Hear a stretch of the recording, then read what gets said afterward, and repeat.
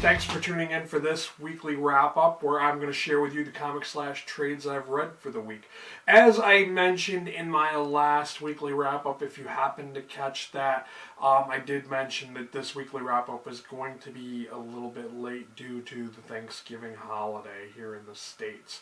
So I do apologize ahead of time for this being uploaded late because of that. I was out of town, and stuff happens. Well, anyways, let's get on with the wrap-up. The first book I read for the week is Neil Gaiman's Neverwhere. And I'd like to point out that the guy who wrote this in the graphic novel form is Mike Carey. It's the same guy who also wrote The Girl with All the Gifts. And I absolutely love that book. And he's written a couple of X books that I've really enjoyed. So, and I have to admit that I have seen the TV miniseries of this Neverwhere, and I hated it. I hated that. It was just too, it was too weird for me. And it's kind of strange that I would say something's too weird because I love bizarre, strange stuff. But this, being it's a graphic novelization of the book, which I have to say I own a paperback copy of, I have yet to read it. I've kind of been discouraged to read it just because I saw the miniseries first, I hated it, and then I got this, and it's still kind of weird. I can't get into this story. I don't know why, but it's an urban fantasy. It involves an underworld, under the city of London, and it's all these bizarre, it's too, I don't know, it's a blending of urban fantasy. It's just too strange for me. I couldn't get into it. Normally I like fantasy, I'm one of those people who is not going to fall all over themselves because, oh, Neil Gaiman is so great and he's a great writer, so of course this is going to be great. No, I'm not going to be one of those people who's going to be oh, okay, everything this guy writes is great, because I really don't think everything that people write is great. I mean, yes, I've read some Neil Gaiman that I really enjoyed, and I have to admit I've never read any Sandman books. I think that someday I will sit down maybe and try to read Sandman, but I just really wasn't feeling this. It really makes me not want to read the paperback now. I might just give it away to somebody because I don't think I can do it. I only rated this one 1 out of 5 stars. I absolutely hated it.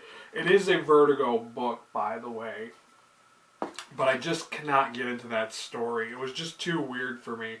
After that, I picked up Spider-Man Peter Parker Back in Black, and when I first saw this, I was a little intimidated because the cover, the book, it's huge. It is huge.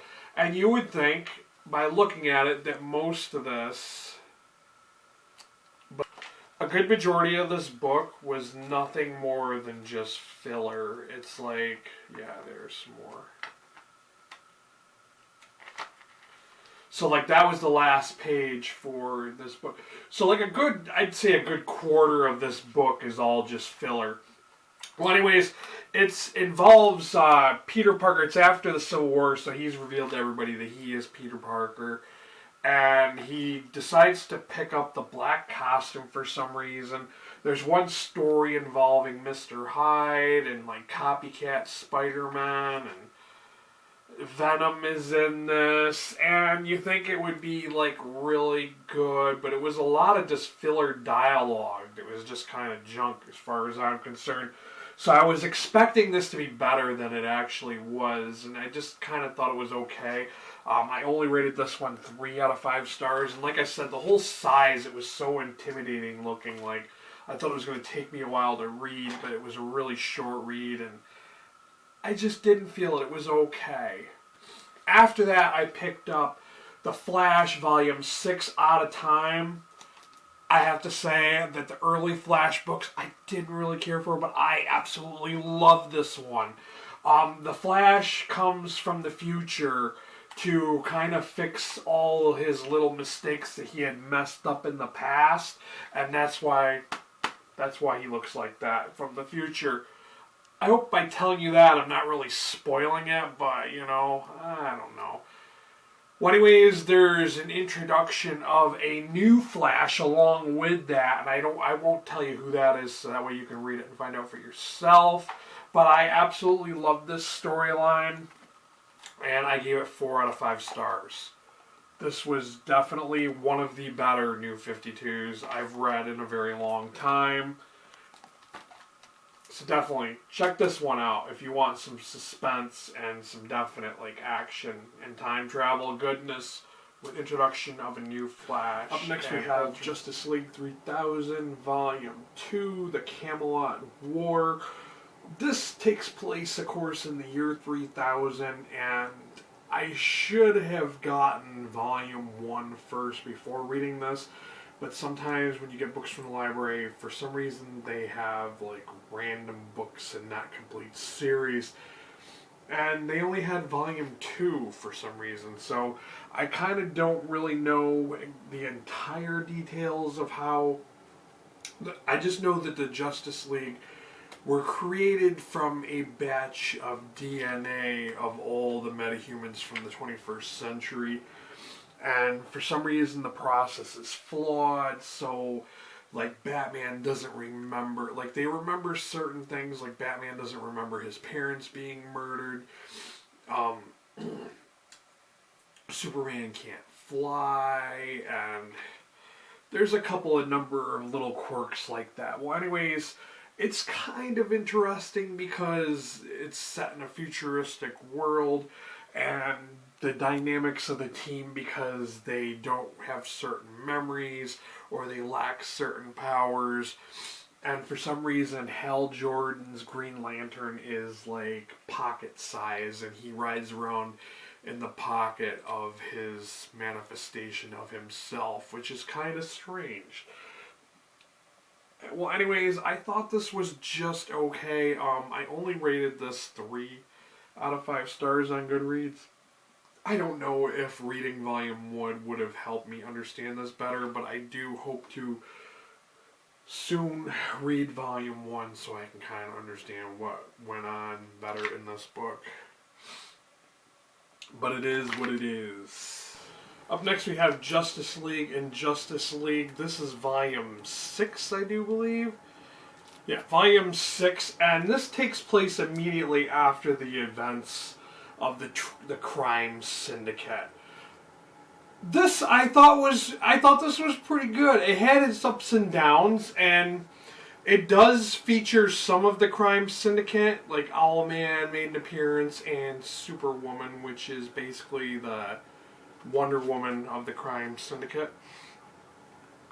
But it takes place right after the crime syndicate, and we find out where Power Ring's ring went to and who got it, and that was like one of the main stories in this volume, along with another Amazo.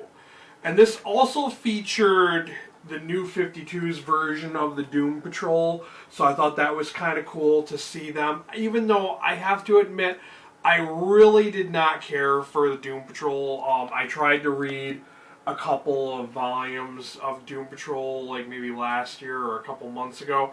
I just wasn't feeling it. I just thought it was just okay. I wasn't really into them.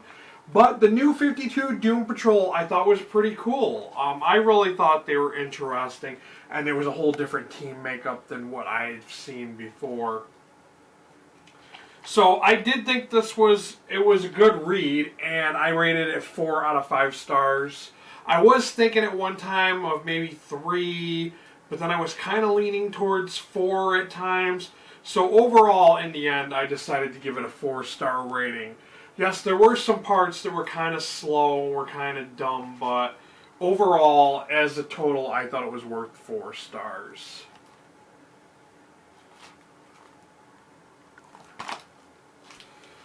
Up next we have All-Star Superman Volume 1, and this is another Grant Morrison book. I thought that I had already read this a while ago, but I guess I never got around to reading this, but I remember seeing this iconic cover before, and this was a little bit confusing because it is an all-new Superman or all-star Superman, so it is slightly different. I kind of like I'm kind of torn on the art. I kind of like it, but at the same time, it looks kind of funny because the faces look small and they have big heads. But this world is slightly different. And it was a little, like, Superman is dying. So, like, I really didn't know what to think of this. I think I'm going to pick up Volume 2 to figure out what happens with this. But it's kind of all over the place. Like, Jimmy Olsen is, like, some kind of weird, different type of character. And Lex Luthor, and there's Samson, and there's these reptile people that live in the center of the earth, so it's kind of like, I don't know what to think of it, but I did enjoy it, and I did rate 4 out of 5 stars for this. So like I said, I'm not 100% sure what to think of this. It is kind of weird, but it was enjoyable, so I did give it a high rating. Up next we have Mythos. This is a Marvel book, and I think this is going to be my last book for my weekly wrap-up. Because with the holiday coming up, I don't know if I'm going to have time to really film any more books, so I'm going to end this one rather shortly. And I won't, like I said before, I won't be able to upload this till probably Sunday or Monday. Well, anyways, what Mythos is about, it is a retelling and slightly modernized stories of, like, major players in the Marvel Universe, like Spider-Man, the Fantastic Four, the X-Men, and I love how these are painted, so they look really great, except for, like, a couple of them where the skin looked really pink, and I was like, why did the guy who painted them make them look really pink, kind of that Porky Pig pink, you know? But anyways, I didn't personally think they were really great stories. But when I look at it in retrospect, after having read these, I'm like, this is a great gateway for those who are not familiar with Marvel. Like, if you're somebody who's new to Marvel and you don't really know these origin stories, I think this is a must-read. Because if you're somebody who's just, like, doesn't read comics, but you're interested in reading comics, and perhaps you like the Marvel movies, like, you know, you like the Captain America, the Avengers, and Iron Man, Thor, and all that, but you just didn't know their origins and you wanted to find out more, I think this would be a great way for those people to... So that's why I rated it 4 out of 5 stars, even though I personally think it's a 3-star book. It was just okay, but I do think for noobs, you know, people who are not into comics and want to learn more, I think this is a great way for them to learn more. So thank you for watching. If you have questions, comments, if there's any of these you think you're interested in reading, or if you've already read any of them, let me know what your thoughts on them were. If you are not already a subscriber, feel free to click the button down below to subscribe.